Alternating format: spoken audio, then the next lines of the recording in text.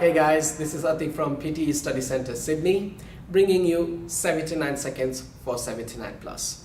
The topic for today is simple grammar rule having big impact.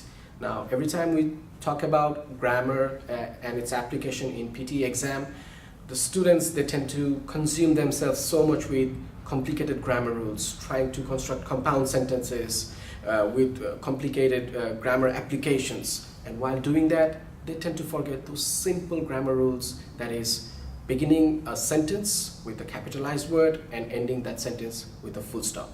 Now, for an example, while a student is trying to construct an answer for summarized spoken text, and let's just say it goes beyond 70 words, and while trying to cut down those words, the students, they tend to forget putting a full stop right at the end of that sentence, which may cut down or cost students dearly when they see their final score.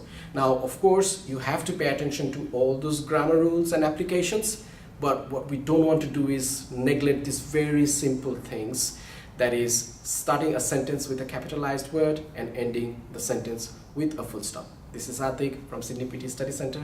Thank you.